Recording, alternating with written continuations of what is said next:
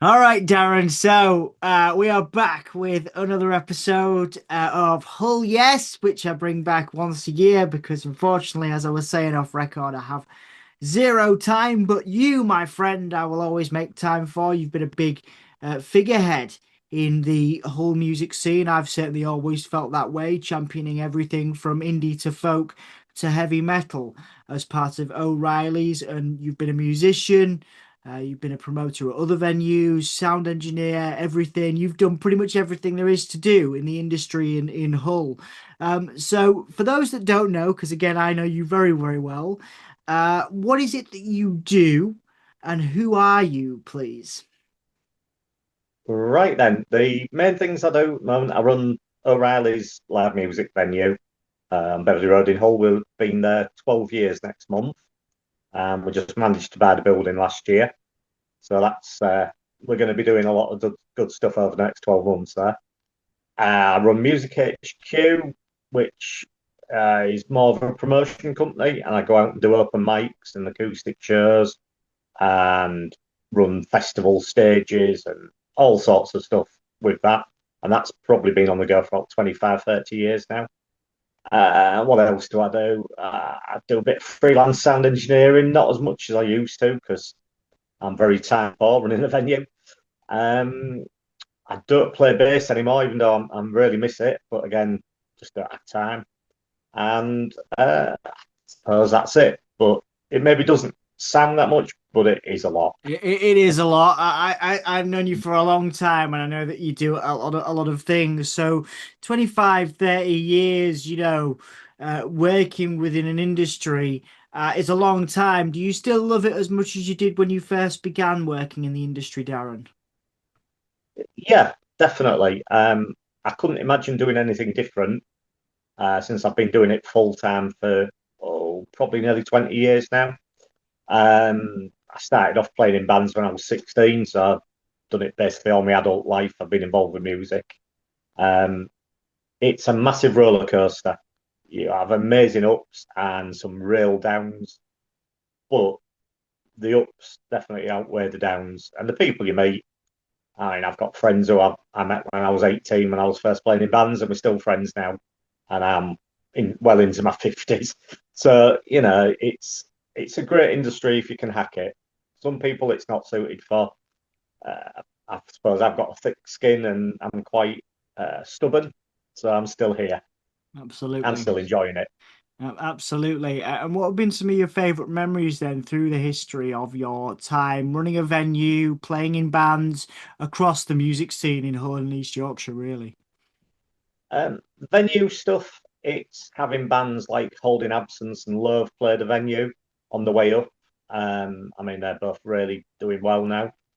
Getting the next big thing, but you not knowing it's going to be the next big thing, playing the venue, that's great. Uh, Personally, playing wise, I remember many, many years ago playing at the Hull City Hall, and that was such a big thing for me because it's the biggest venue I've ever played, biggest stage I'd ever been on until that point. And I was I wouldn't say the band were rubbish, but we weren't the best band in the world, but we managed to get on a bill and play a City Hall. So, um, yeah, so it's very difficult to say because it's something when you're doing a job day in, day out, you're very quickly moving on to the next thing. And you don't get a lot of chance to sit back and go, wow, that was ace. You sort of have a night and it's brilliant. And then you're up the next day sorting out the next gig the next night. Um, so really, every now and again, I should really sit back and have a look at what we've done over the last year. But yeah, you just don't have time for that, really. No, no, absolutely not. Very, very, very consistent. Again, you've been very, very consistent in the scene, as other venues sadly have come and gone, and obviously bands and artists have come and gone. What would you say is the secret? You mentioned you kind of, you have a thick skin, Darren. What would you say your key to success has been? Because you have been consistently part of the scene, and O'Reilly's has been around for a long time. Where like I said to you before, other venues and other spaces and bands and artists haven't been able to do that. So what would you say your secret is, as it were? I don't know if it's a secret, but it's you don't rest on your laurels. I don't think we're a success. even though we've been open 12 years, and a lot of people say that's a massive success because we still have gigs where there's 6 people, not 200. Um, and I get really frustrated at when you have really good bands and very small audiences. Through no fault of the band and through no fault of the venue or the promotion, some things just don't take off at that night, that time. And I'm frustrated from a business point of view, but I'm more frustrated by there not being a cracking crowd for a band, um, especially if it's a band I like, particularly. So that can be quite frustrating, but it's I don't know, having the stubbornness to go, right, tonight didn't work, tonight could have been better, let's make it better tomorrow, and Mm, constantly improving what you do. mm, Um, I've been talking to a few musicians recently when they've come to gigs and chatting about the venue and equipment. And I basically, I knew I'd done it, but I didn't really realize I'd done it until I started talking to people. We don't make a lot of money. No grassroots music venue makes a lot of money, but the small profit we made over the last 12 months has been spent all on equipment, to make it a better sounding venue, to provide a better sound on the stage for the bands, make my life easier as a sound engineer. We've had a new bar put in, so the bar's better, um, the cellar basically, and you know, there's always something you can improve on, and I think that's why we've managed to keep going. Say we don't make loads of money, we make enough to get by, just. But every time we have made money, it's gone back into the business and the venue, and I think that's as the way things are, I think that's one of the few things that you have control of nowadays. mm. And if you can control your business and know you're putting the best into your business, at least you've got a chance of it coming out the other side, like we did with COVID. You know, just by trying your hardest, I think, is the only way you can get success. Absolutely. Yeah, and I agree with that work ethic, Darren. I've always admired that about you. I think it's very, again, I understand why O'Reilly's is still going and why people are still coming to the venue because you give your heart and soul to it, which I think is to your absolute credit. Before we move on to things like favorite Hull memories, and I'll remind you that I'm going to ask you the criminal question of picking your favorite bands in a little while, so I'll give you some time to prepare for that, as well as a random Hull fact which tends to stump people when I ask that question. What is it that you mentioned there about putting a night together and sort of making each night as good as it can be? What would be your key tips then for a band who's coming into O'Reilly's? What do you want to see from that band? What do you want to see from them in terms of making the best of their the outlet that you're giving them as O'Reilly's and the platform that you're giving them? What do you want to see from any new and emerging band coming out now? I mean, I don't think I'm going to say anything that you can't find on advice if you Googled it for new bands, but basically, be as prepared as you can, be as rehearsed as you can. So when you're on stage, you put on the best show you can. Just be friendly, network with other musicians on the bill and the staff and the audience. I mean, one brilliant band for that who we had through the doors years ago was Holding Absence. Such a nice bunch of guys. They made some real friends in Hull. They've had a very strong following Hull from the first show because of how they performed. And now that I think that's they've still got a massive following Hull. I mean, they've gone from playing our venue to maybe 60 people to just about selling out the Welly last time they played there. I think if they come back, they'll be asylum. They're really growing, but they've done it as really nice people. And then I'm sure they knew they had something when they first played because they had that. The material was great, the performance was awesome. Um, they were just one of those bands that you work with and you thought these guys are going to get somewhere. Um, but they had the right attitude. Um, and I mean, I go follow them around the country. That's how impressed I was with them. Which says a lot because you imagine how many bands I see. Um, so it's just having the right attitude, being as prepared as you can be. If something goes wrong, just deal with it, because stuff does go wrong. It's a live event. A lot of people sort of forget that. And whatever happens in that event is never going to happen again. Um, which sort of probably would lead into maybe discussing a little bit of what's going on at Glastonbury. with the Indeed, yeah. political statements, the bands. Maybe I don't want to get into that that discussion at the moment, but I've just shared something on social media today. I mean, when we start censoring musicians and bands from being able to give their political views, be them right or wrong in your opinion, that's we're on a very much a downward slope because art and culture should be leading the way when it comes to things like that. And I'll support any band as long as it's the genuine views and they believe in what they're saying. I'll support any band if they want to share their views live on stage, you know.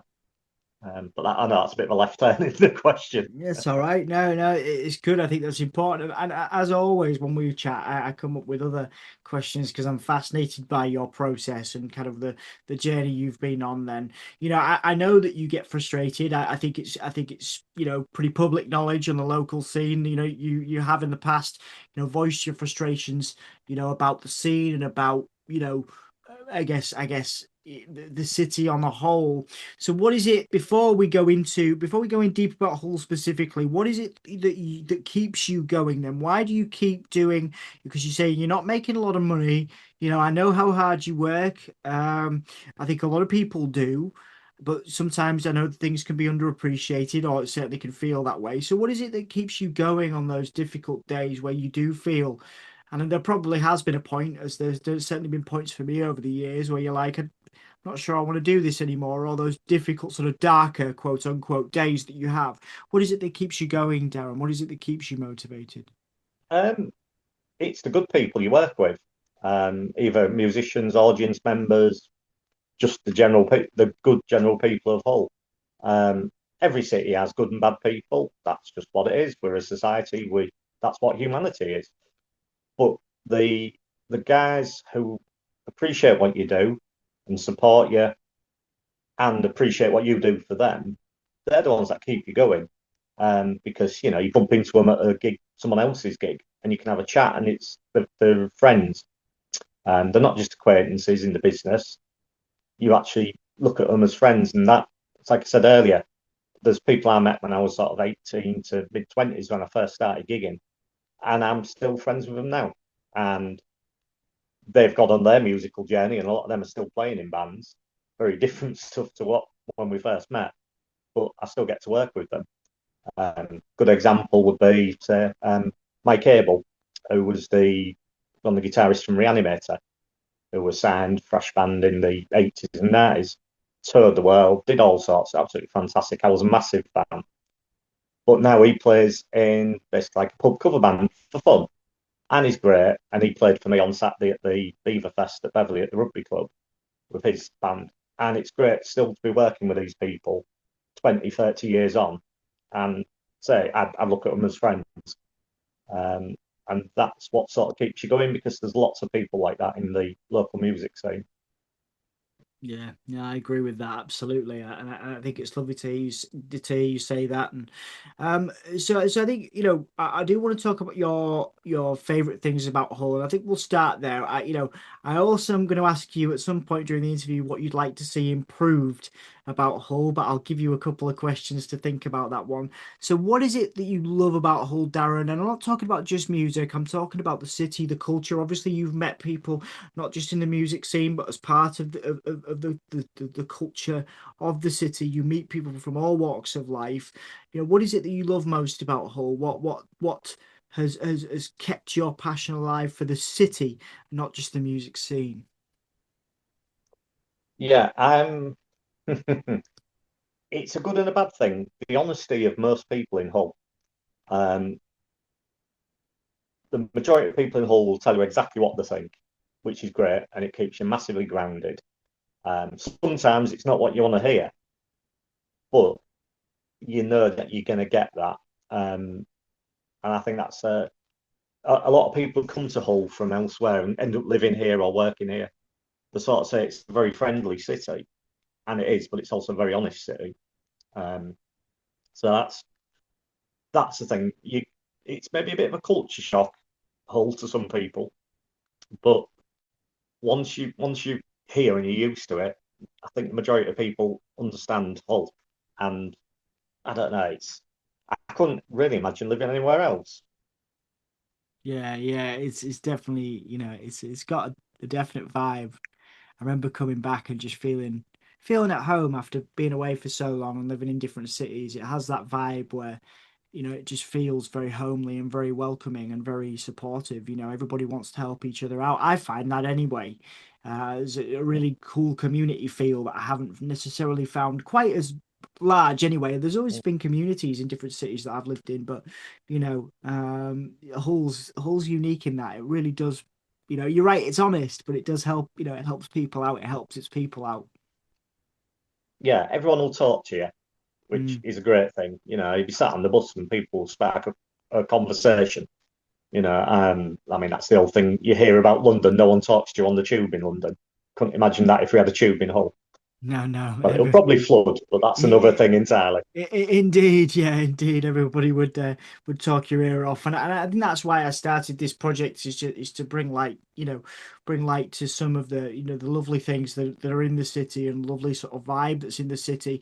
But I also want to be very balanced when we do these, and this is why I wanted to get you on, not because again you're known for being for having an opinion and known for sort of speaking your mind about music and other parts of the city. But what improvements do you think Hull needs to make? Do you think that, what would you like to see improved about the city itself on the whole? Um, Hull has, and has done for a long time, has a massive issue with the economics.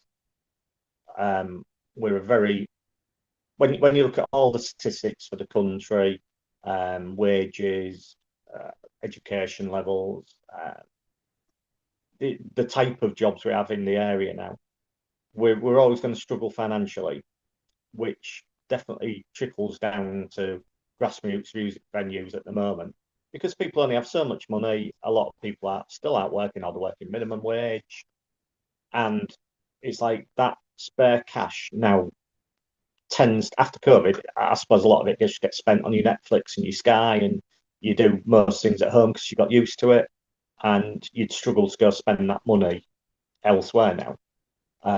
So that's a massive citywide issue. Hull, you see, the thing with us having a mayor now, Luke Campbell, not sure he's the right man for the job, but the idea that we have a mayor, so Hull and East Riding are going to work more closely together, has got to be a good thing because there's a lot of money out in East Riding. A lot of people work in Hull and then go home and live in Beverley, or I mean, I know people who live in Beverley hardly ever come into Hull; they all go out to York. And it's I suppose we need to look at making Hull City Centre somewhere more interesting for people to come.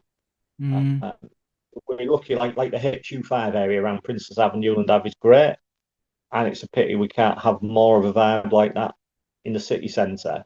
The Old Town has a bit of it. I mean, I'll go out for a drink in the Old Town. I like a lot of the bars. I think it's maybe not promoted as well as it should be. I don't know if the council should be doing more on that front. But recently, I've actually started speaking to a few more people in the council, which is a positive thing. And there's a lot of people in there trying to do the best, but they seem a little bit hamstrung by some of the policies and some of the. Not every department works well with each other by what I see. There's a perfect one today. There's a smallish venue and shop on Whitefrigate has got some issues with advertising A boards outside on Whitefrigate, and the council told them basically you can't do it, but you can apply for a license, and you might be able to do it if we say yes. But the license is going to cost you £500 to apply for, and yeah, it's non-refundable if you don't get it. Which I mean, how many small businesses can afford to just gamble £500 just so they of can put some course. A boards down?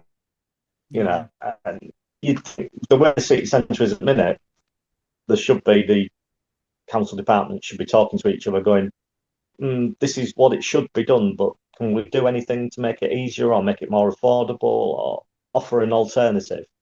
Mm, Um, so that side of things, however much I have more respect for the local council than I have for a while, mm, that needs to work as a joined up council, I think. yeah. And hopefully maybe Luke Campbell being mayor, that might push them along a bit.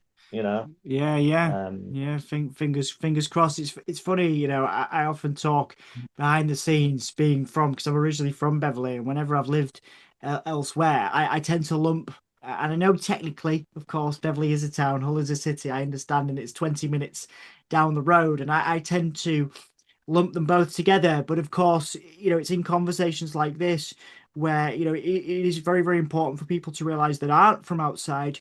There's a very big economic difference between Beverley and Hull, and they're not one and the same place. And it is yeah. there is a vast difference, and people do tend to outside, and I haven't done a lot to help that, and I know a lot of other people do it as well. The people just say I'm from Hull, you know, but there's a drastic difference between Beverley and Hull down in East Riding and Hull Council, two different things that hopefully will Mm. come together more. Yeah. Yeah, yeah, I can only see things coming of it if they do manage to work a little bit more together again. I mean, I remember Humberside, so that shows how old I am. Of course, yeah, of course. Yeah, hopefully it will come together and bring more opportunities economically and otherwise to the area. It can only be a good thing. Okay then, Darren, the time has come because obviously me and you could go on for hours about this stuff, and I want to be respectful of your time. But this is probably not a very respectful question to ask someone of your standing in the area. Do you have a top favorite band of the moment from the area, or top two or three favorite bands of the moment in the area? And can you tell me why you love them so much, please? Yeah, I've got a couple at the minute. I'm really enjoying working with the Stands. Used to be called Hats Off. Quite poppy, a little bit alt rock maybe. Not particularly heavy, which might surprise a few people who know me. But over the last couple of years, they've massively come on. They're still quite a young band as well. I think their strength, the performance is excellent. They're all great musicians, but the actual songwriting is really good as well. I mean, they played last night. They supported the Joshua Light Foundation fundraiser at O'Reilly's for us, and that was quite good fun because they opened up, but then they supported a band called Rapture. Now, I've known Simon, the drummer, and I was in a band briefly with him back in the 90s. So it was quite fun seeing a newish, youngish band and some of the older dudes on the same stage, and they all get on. And Simon's taught some of them to play drums. There was quite a nice connection. But yeah, the Stands, check them out, absolutely brilliant. A new band I also quite enjoyed and played the venue the other week is Lux Lisbon. Yeah, Very they're great. 90s. Yeah, I've played with Yeah, them before. They're very. great. Yes, I remember seeing you actually. Oh It was yeah, at Polar Bear. yeah. Yeah, very 90s grungy alt rock vibe, but played really well. Mm. Um, really enjoyed them. They played supporting a Nirvana tribute at the venue the other week, and I thought they played an absolutely excellent set. Um, and again, really nice guys. And I've known some of them a few years now, even though they don't look it, they're a little bit older. Um, and they've played at the venue in different bands. But it was quite nice because they came and a couple of them actually mentioned that they'd noticed the improvement in the venue since the last time they played there, like the sound system and the lighting, and because they hadn't played for a few years, probably since before COVID. So they were like, "Yeah, they can see what we're doing." So that was a good thing. Maybe not a new band, but a band who I've done quite a bit of work with over the last few years. The Red Guitars, Oh, bit of a fantastic. blast from the Legendary yeah. in the area. Yeah, yeah. Yeah. Well, obviously they got back together to do a tour. We'll do a couple of tours. Started writing a new album. We've recorded all the live drums at the venue for the album, and they did a little gig a few months ago. It was like a live video shoot for the new single that they'll have coming out soon. Um, and they've been great fun to work with. Um, and it was weird because our paths, until they started using the venue a few years ago, even though we were all gigging the same time, and when they were about and getting on the tube, I was just starting out gigging myself. Our paths had never crossed, really. So it's quite funny that, 40 years later, we're actually working together. Um, But yeah, their new stuff sounds absolutely brilliant. So yeah, when that comes out, that'll be well, I'll be pushing it because I think it Yeah, sounds great already. So, yeah, but there you go. There's three bands for you. that's fantastic, Darren. Well done. It's a difficult question to again ask somebody in your position, but I appreciate your answer. I'm going to squeeze one in before we do the random Hull fact that I like to finish these interviews on. One of the things that I always want people to know about O'Reilly's and about you as a promoter is that you don't just work in. You mentioned it just came to me as you mentioned people that know you. A lot of people tend to sort of say that you're a metal promoter and that O'Reilly's is very geared to heavy metal, but actually, sort of heavier stuff. But I mean, I think I've put on electronic music bands and indie bands in that venue. But it is a venue that caters for everybody and everyone and every type of genre, isn't it, Darren? I wonder if you've got any kind of thoughts, as we wind up about the perception of O'Reilly's as a heavier venue. Do you like that? Is that something you want to change, or is that something that you're very, very proud of? Because Hull isn't known particularly as a place that has a dedicated venue for heavy music. Yeah, I mean, I suppose the reputation came with me from when I used to work at the Ringside and the Lamb, where they were the places we had the very heavy stuff on. And then a lot of those shows came with us when we moved to O'Reilly's. I don't have a problem with that image.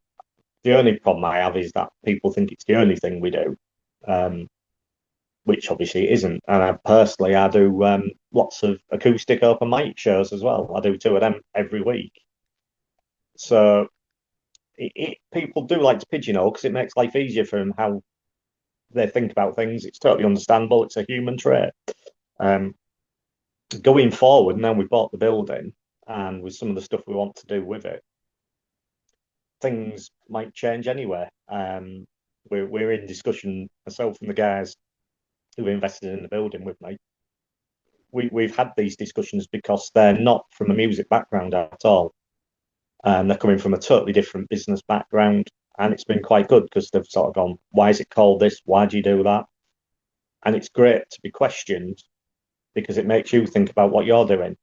Um, and along those lines, yeah, I mean, I look like the tribute band saying, we've had Coldplay tributes, we had a Luke Combs tribute, country music, pop. It doesn't matter. It's all music and it's all live. That's what I really like, and that's what I think. Or I want the venue to be known about. Is it's just a great live music venue.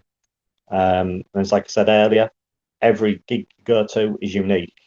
Um, and I think that's why I love still working in the industry because you can have a show that you think is just going to be all right, and it can be one of the best shows of the year. You know, you, Yeah. there's that opportunity that things can come and surprise you in a good way. Yeah, absolutely. And again, it is a great venue, and I would encourage people outside of the area and people inside the area to go and to spend some time in O'Reilly's because it's a very friendly, friendly place that has, music, all kinds of stuff goes on at O'Reilly's, and I mean that in the best way possible. It's a great space. Okay then, Darren. So this is the question that we tend to end with, and it's also the question that stumps a lot of people. So I used to surprise people with it, but now I pre-prep them. Um, is a random Hull fact that you want people to know about Hull, but people perhaps don't know. Cannibal Animal told me about I didn't know about the polar bear thing. How there was actually a polar bear on in that area at one time, and that's why that venue is called Polar Bear. I didn't actually know that. There's been a few others that I've had, through with guests. What is a random Hull fact that you like that you want to share with people? I was really struggling for this when you put it in the message, and I'm still am. Um, I mean, I don't know. Maybe the most important one is patties do not have fish in them. Yeah, You say anyone from outside of Hull will go, "What? Patties are fish cakes?" No, they're not. Not in Hull. So there you not in go. Hull. No, they're very very tasty though. I recommend everybody come to Hull for some chip spice and a patty for sure. Uh, Indeed. Absolutely, yeah, Darren. Then this is the bit of the interview where I kind of leave it to you. Is there anything that you'd like to plug or promote before we finish up today? Right. The biggest thing, anyone who watches this very soon, it's our Mosh for Josh fundraising week, which is the fundraising support the Joshua Light Foundation, which helps young adults access funding and help when they have any sort of mental health issues. It's mainly for people who sort of fall through the cracks a little bit with the NHS provision, which can happen to younger adults, and which was one of the reasons the charity was set up. Because Joshua was actually one of our regulars at the ringside and at our rallies, so it's in his name. So yeah, so we've got a week of events going on. Uh, we've got Just to Prove we do all sorts. We've got a comedy night. We've got a quiz. We've got burlesque and music, and then Saturday the 5th of July, I think it is. We have our all-day music fundraiser for it, which has everything from acoustic to metal and everywhere in between, just about. Fantastic. That's this week, and then coming up, just go on our socials because we have so many shows. We probably average 3 events a week over the year, so 150 gigs a year. I struggle to remember what we've got on after time.